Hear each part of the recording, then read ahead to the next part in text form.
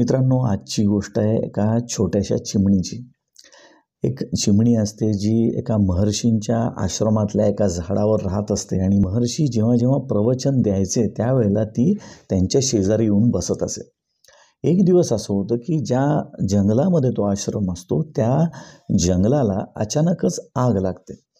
आग लागल्यानंतर सगळेजण इकडे तिकडे सैरावैरा पाळायला लागतात, जनावरं पाळायला लागतात, माणसं पाळायला लागतात. काही लोक आग विझवायचाही प्रयत्न करायला लागतात आणि काही लोक हे बघ्याच्या भूमिकेत असतात. ते फक्त सल्ले देत राहतात की हे असं करा तसं करा या अर्थाने. चिमणी हे सगळं बघत असते आणि आगीचा हा सगळा आवाका बघून ती पण उडून पटकन कुठेतरी निघून जाते. थोड्या वेळाने ती चोचीत काहीतरी घेऊन येते आणि त्या आगीमध्ये टाकते.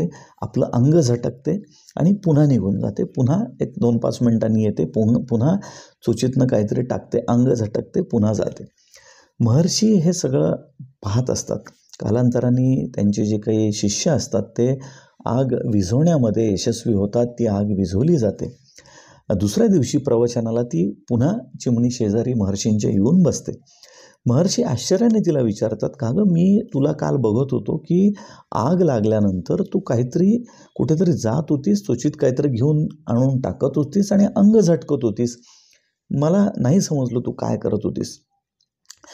चिमणी म्हणते, महर्षी, मी दूरवर एक तलाव आहे, त्या तलावातनं चोचीतनं थोडंसं पाणी घेऊन येत होते.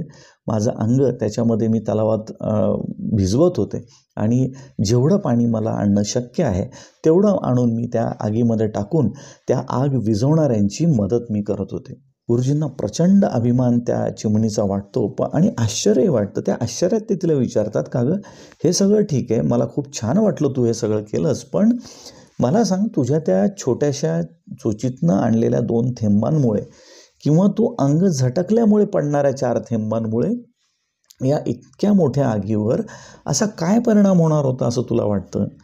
त्यावेळेला चिमणी म्हणते की महर्षी, मला परिणाम काय होणार होता हे माहिती नाही, पण त्यावेळेला मला जे योग्य वाटलं, मला जे चांगलं वाटलं, मला माझ्या बाजूने जी मदत करावीशी वाटली ती मी केली.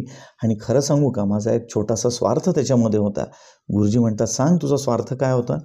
ती म्हणते, गुरुजी, जेव्हा ही आग विझेल, या जंगलाचा इतिहास जेव्हा लिहिला जाईल त्यावेळेला या जंगलाला लागलेल्या आगीला विझवण्यामध्ये माझा हात होता हे याची कुठेतरी नोंद होईल. मी नुसती बघ्याच्या भूमिकेत नव्हते, मी नुसती प्रेक्षक नव्हते, मी फक्त तमाशा बघत नव्हते, तर आग विझवणाऱ्यांमध्ये माझं नाव असावं असं मला मनापासून वाटलं. हा माझा स्वार्थ होता. गुरुजींना अतिशय अभिमान, आनंद वाटतो. मित्रांनो, आपण स्वतःला खूप इनसिग्निफिकंट समजतो, खूप छोटं समजतो. आपण एकट्याने काहीतरी वेगळं केल्याने काय फरक पडणार आहे जगाच्या एकंदरीत चालीरीतींवर हे आपल्याला वाटतं आणि म्हणून आपण काहीच करत नाही. आपण फक्त जी गोष्ट लोकप्रिय आहे, जी गोष्ट पॉप्युलर आहे, जे सगळे करतात ते आपण करायला जातो. यावर आइन्स्टाईनचं मी एक तुम्हाला, अल्बर्ट आइन्स्टाईन जे खूप मोठे शास्त्रज्ञ होते, त्यांचं एक वाक्य मी तुम्हाला सांगतो. What is right may not always be popular. What is right may not always be popular, and what is popular may not always be right. त्यामुळे खरं सांगायचं तर आपण नुसतं बघायच्या भूमिकेत, मग तो रस्त्यावरचा ॲक्सिडेंट असो, इतर काही सामाजिक चालीरीती असो, प्रथा असो, रूढी असो, परंपरा असो, ज्या गोष्टी आपल्याला नाही पटत त्याला नाही म्हणायला आपण कुठेतरी शिकलं पाहिजे.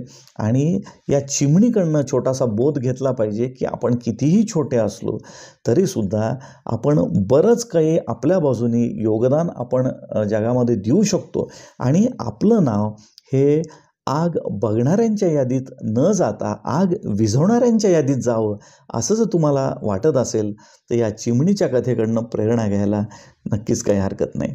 विचार करा.